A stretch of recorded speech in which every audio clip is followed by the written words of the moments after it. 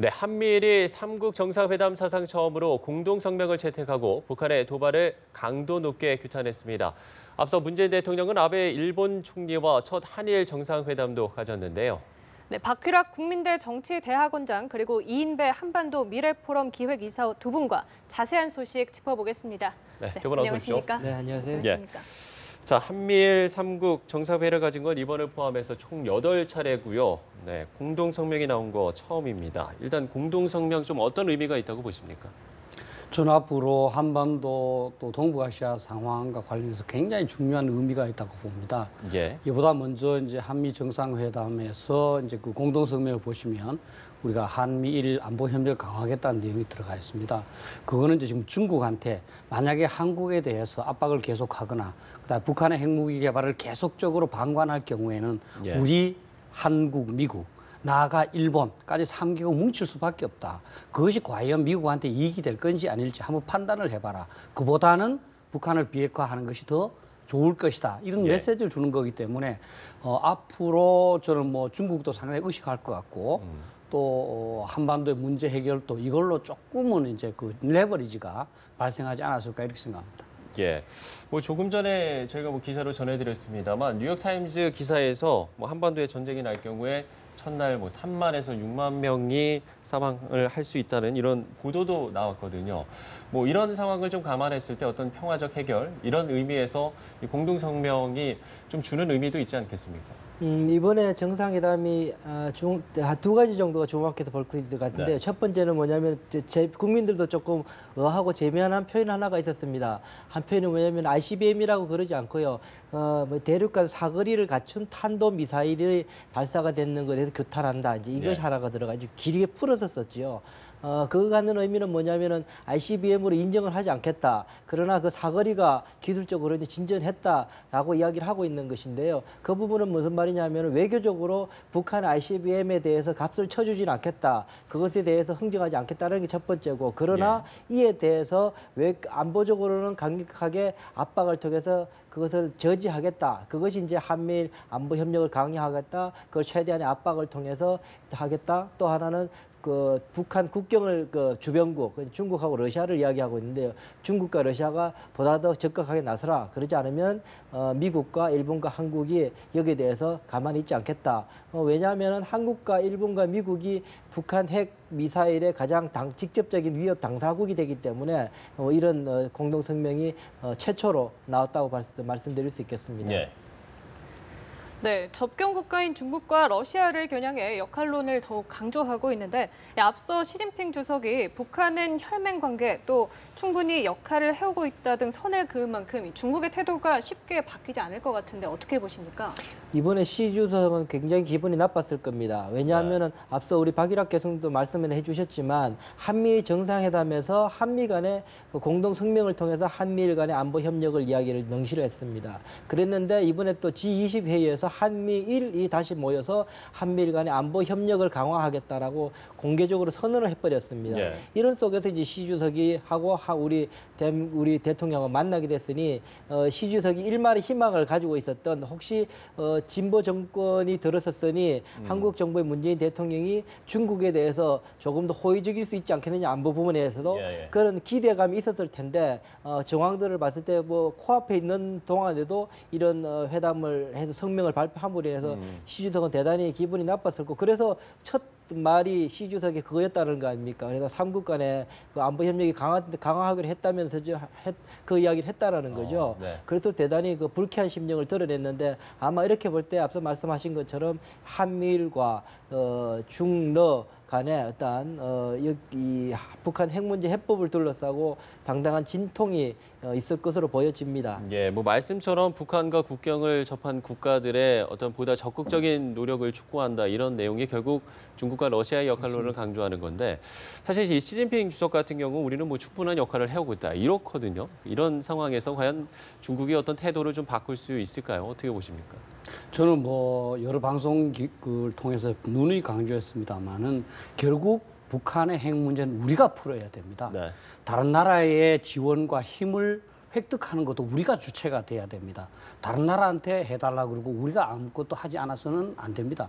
사실 이제 중국이 어떻게 움직이도록 하는 우리한테 달려 있다는 거죠. 저는 예. 우리가 지금까지는 박근혜 대통령 때까지는 중국한테 잘해주면 중국도 우리한테 잘해주겠지 하는 그걸로 했습니다. 그러나 지금 문 대통령이 현재까지 취하고 있는 스탠스는 중국이 협조하지 않으면 우리는 한미를 강화하겠다.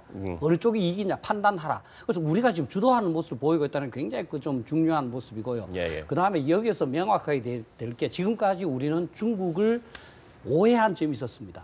자, 우리가 중국과 미국 사이에서 어느 쪽을 선택할까 이거를 결정할 수 있지 않겠느냐. 선택이 가능하지 않겠느냐 이렇게 생각했는데요. 예. 지금 이번에 시진핑 주석이 그 앞에 한 말은 우리가 한계가 있다고 한 말에 우리는 북한하고 혈맹이다 혈맹 분명히 관계다. 했습니다. 예. 그리고 우리 문재인 대통령이 미국을 방문할 때 비행기에서 가진 기자회견에서도 분명히 북한과 중국은 동맹관계다 이렇게 했습니다. 예. 그럼 이제 동맹관계인 나라를 더 우선하지 그냥 전략적 협력 관계에 있는 한국 우선시하겠습니까? 따라서 우리는 그냥 중국한테 협력을 바래서가 아니라 중국한테 이익을 통해서 어느 것이 더 이익인가를 판단하는 그런 주도적인 입장으로 가야 된다. 또 아까 이제 한 가지 이제 포병 사격에 대해서 조금 이제 추가를 하면요. 예, 그것도 좀 설명을 해주시죠. 실제 이제 뭐 2차 세계 대전 때 이제 독일이 그 프랑스를 점령을 하니까 영국에서 심각한 디베이트가 있었습니다. 예. 처치를 비롯한 사람은 우리는 피와 땀과 눈물 흘려서라도 우리는 이겨야 된다, 막아내자 했지만 다수의 사람들은 독일과 타협하자 그랬습니다. 그게 왜냐하면 전쟁을 하게 되면 그만 피해가 크니까. 자, 그럼 북한이 지금 핵무기를 만들고 있는 상황에서 어떻게 대응할 것이냐. 가장 좋은 것은 평화적으로 해결하는 겁니다. 그렇죠. 그러면 가장 최악은 뭐겠습니까? 사실은 우리가 굴복한다든지 북한의 조건을 받아들인다든지 또는 핵 공격을 당하는 겁니다. 그럼 그 사이에서 어느 순간 뭔가를 선택을 해야 됩니다. 근데 포병사격과 같은 재래식 피해는 생각만큼 크지가 않습니다. 핵전쟁에 비교하면. 핵전쟁은 수십만, 수백만이 죽지만 재래식 전쟁이 그렇지 않습니다. 지금 이제 뭐 그쪽 연구소에서 한 6만 정도의 숫자를 내놨는데 사실 예. 포사격으로 전쟁 사례를 보면 죽는 사람 숫자는 많지가 않습니다. 이 건물 옆에 떨어져도 우리는 죽지 않습니다. 포는 그렇게 위력이 없습니다. 사실 살산하는 데 있어서는 겁은 주지만 따라서 우리 국민들께서 생각하셔야 될 부분은 지금 평화적으로 해결하는 그 이상적인 방법과 가장 최악의 방법, 이 사이에서 어느 순간 어떤 선택을 해야 된다. 그럼 그런 각오를 가져야지 아무런 피해도 받지 않으면서 북한이 수십 년 동안 만들어 놓은 핵 문제, 이거를 일거에 해결할 수는 없다 하는 그런 생각을 가져야 된다. 예. 조금 더 보충 설명을 드리면 예. 우리 한국 사회에 20년 전부터 거의 사실은 20년 더 된 이야기인데요. 장사정포의 위협이 수도권을 그 불바다로 만들 수 있다. 이제 북한이 이제 불바다론을 이야기하면서부터 그것이 어떤 위력, 어떤 무기가 우리를 불바다로 만들 수 있을 것인가에 대한 이제 논쟁이 있었는데요. 예, 예. 그때 그 논쟁 때 벌어졌던 것이 아직도 여전히 우리 국민들 속에 머릿속에 뇌리에 박혀서 장사정포가 그렇게 우리 대한민국을 완전히 초토화시킬 수 있을 것이라는 그런 두려움이 쌓여 있는데 지금은 이미 벌써 20년 동안에 거기에 대한 방비책이 대단히 많이 마련이 됐고요. 또 실질적으로 뭐 노틸러스 저기 미국의 어떤 여러 연구소에서 보면은 불량률이 한 30% 됩니다. 한두에. 30%가 되고 그게 이 파괴력이 약하기 때문에 담도 사실 세멘트 담도 사실은 되뚫을 수 없을 정도의 화력이기 때문에 크게 여기에 대해서 우리가 알고 있는 것보다는 위력이 강하지 않다라는 거 우선 말씀을 드리고요. 또 하나 더 이 한미일 간에 이번에도 한번 중국의 입장, 중국의 역할에 대해서 첨언을 드리면 예전에 오바마일 경우에는 중국에 대해서 설득을 통해서 북한 핵 문제 해결에 적극적으로 나서 달라라는 게 이제 오바마의 입장이었습니다. 그래서 예. 중국의 심기를 건드리지 않으려고 그랬던 것이었는데 트럼프 같은 경우에는 여전히 북한 핵 미사일 해결에 있어서 중국의 역할은 키 액터라는 것에서는 인정을 하지만 어떻게 그러면 중국을 움직이게 만들 것인가에 대한 방법에 있어서 압박을 통해서 북한을 저렇게 내버려 두면은 중국 너네들도 전략적으로 대단히 어렵고 힘들고 국가에게 손상이 많을 것이다 라는 것을 지속적으로 보여주고 그것을 현실화시켜 내므로 인해서 안 되겠다.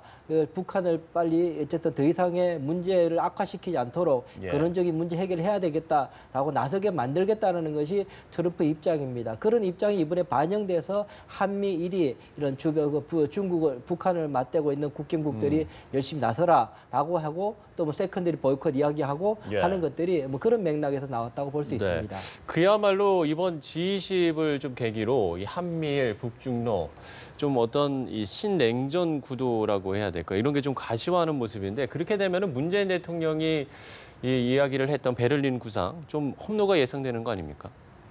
그렇게 볼 수도 있지만 그 반대로도 볼 네. 수가 있죠. 사실은 이제 이 국제적인 질서가 명확한 그 대결 구도가 되었을 때 사실 우리 한국은 어떻게 보면 안전하고 평화로웠습니다. 냉전 시대 때. 왜냐하면 이제 우리가 동맹의 일부분이 되기 때문에 네. 우리는 개별적인 국가로서는 사실 뭐 러시아나 중국에 대결할 수가 없습니다. 그러나 한미일이란 동맹의 일부분으로서 충분히 대결을 할 수가 있죠. 오히려 우리 한미일 동맹이 강화되면 중국 입장에서는 한국이 굉장히 절실해집니다. 한국만 조금 협조한다면 자기들은 이 전략적 경쟁에서 굉장히 유리한 위치에 처하게 되기 때문에 예. 그래서 자꾸 이제 일부에서는 동북아 정세를 긴장시키는 것은 안 된다 그렇지만 저는 동북아 정세에 긴장이든 완화든 중요한 것은 우리의 생존이라는 거죠. 오히려 대결 구도가 이제 명확해지는 것이 문제 해결을 위한 그 해결책 이것이 찾아질 우려가 좋다는 것이죠. 또 하나는 저는 현재 문 대통령의 안보관에 대한 오해가 굉장히 있는 것 같아요. 저는 뭐 계속 조심해서 문 대통령이 하시는 말씀, 뭐 미국 가서 사람 쭉 봤는데 굉장히 사실은 저는 우리 비슷하게 보수적이신 것 같아요. 근데 오해가 일부 국민들은 아직도 문 대통령이 당연히 북한한테 무조건 뭐 퍼주기를 한다든지 대화만 하고 뭐 이렇게 하다 보니까 문 대통령이 어떤 말을 해도 국내에서 해석은 자꾸 이제 옛날 그런 그 햇볕 정책적인 해석으로 자꾸 나가는 겁니다. 근데 문 대통령이 지금까지 미국을 방문하고 G20에서 이제 그 발언한 거라든지 쭉 보시면 우리 국가 안보가 이게 너무나 위급하고 내가 이 대통령으로서 이거를 바로 잡으면 안 되겠다는 심각한 사명감에 처해 있는 걸 알 수 있어요. 그래서 저는 이제 문 대통령의 생각을 말 그대로 판단을 해서 좀 더 이 현실 상황에 맞는 안보 정책을 그 문 대통령과 그 참모들이 좀 정립을 하고 그러한 방향으로 나라를 이끌었으면 좋겠다 이렇게 생각합니다. 네, 이사님 좀 어떻게 생각하세요? 네, 이번에 저는 이제 이 대통령님께서 지난 한 열흘 정도에 미국 갔다 오시고 하루 쉬시고 다시 또 이제 유럽을 독일을 갔다 오시는 거 아주 제대로 쉬지도 못하시고 이렇게 다니셨는데 이 기간 동안에 대통령께서는 대단히 냉혹한 국제 질서 현실을 체감한 그런 시간이었겠다는 생각이 듭니다. 그 속에서 이 대한민국 중견국으로서의 대한민국 이 슈퍼파워 사이에서 어떠한 스탠스를 지녀야 되는가에 대한 그런 그 실질적인 세력 구도를 절실하게 체감하는 기간이 되었을 것이고요. 또 하나는 대한민국 대통령으로서 대단히 큰 고민을 느끼셨을 겁니다. 이 대한민국은 이 북한에 대해서 헌법에 나와 있는 것처럼 통일을 지향하는 대한민국입니다. 그래서 북한은 통일을 함께 해야 하는 또 파트너이기도 합니다. 그러면서도 안보적으로 봤을 때는 아시는 바처럼 핵이나 미사일을 통해서 우리에게 가장 큰 위협을 안보 위협을 주는 또 대상이 북한입니다. 이 이중적인 성격인 북한을 과연 우리가 어떻게 해야 될 것인가라고 한 입장에 대해서 대통령은 대단히 고민을 할 수밖에 없는 것이고 그래서 명쾌하지는 않지만 어때서 그 고민에 일단을 보여주는 것이 제재를 해야 된다. 그러면서도 대화를 나와서 이걸 해결해야 된다. 이 두 가지를 늘 같이 이야기할 수밖에 없는 이 대한민국의 입장을 이번에 여실히 현실 속에서 느끼고 오셨을 것이라서 앞으로 더 큰 고민을 하셔야 될 것 같다는 생각도 듭니다. 네, 알겠습니다. 네. 한미일 만찬 회동에서 이 문 대통령이 아베 일본 총리와 정상회담을 갖췄는데요. 이 한일 그 관계에서는 아무래도 위안부 문제를 빼놓을 수가 없을 것 같은데 이 북핵 위협에 대한 공존은 약속했지만 여전히 위안부 문제에 대해서는 한일 양국 간의 인식 차이가 있단 말이죠. 이게 앞으로도 문제가 될 소지가 있을 것 같은데 어떻게 보십니까? 그렇습니다. 이미 벌써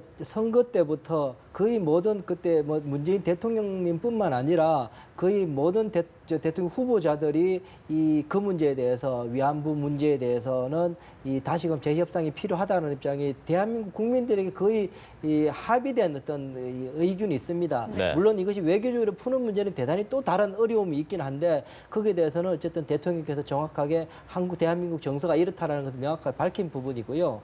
그럼에도 불구하고 국가 간의 관계라는 것은 한 가지만 있지 않습니다. 안보적으로 협력하거나 경쟁해야 될 문제 또 경제적으로 서로 해야 될 문제, 문화적으로 해야 될 문제, 사회적으로 해야 될 문제, 여러 가지 문제들이 국가 안에 벌어지고 있고 예. 이게 해야 되기 때문에 그 한 부분은 거기에 대해서는 분명히 우리 입장을 밝히고 앞으로 해야 되지만 그렇다고 해서 한국과 일본 간의 전체적인 국가 간의 관계가 깨져서는 안 된다. 그런 입장에서 셔틀 외교도 복원시켜야 될 것이고 안보 당장에 필요한 안보 협력을 위한 어떤 조치들도 함께 논의해야 될 것이고 이런 것들을 같이 가겠다라는 아주 합리적인 스탠스를 보여줬다고 저는 생각이 듭니다. 네.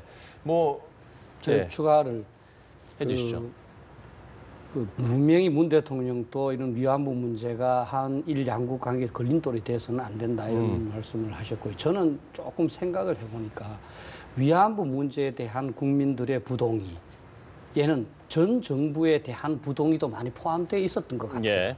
그러니까 위안부 자체가 아니라 안 좋아하는 정부가 예를 들어서 좀 이제 만족스럽지 못한 방법 또는 절차를 통해서 했기 때문에 반대하는 거죠. 그 자체보다도.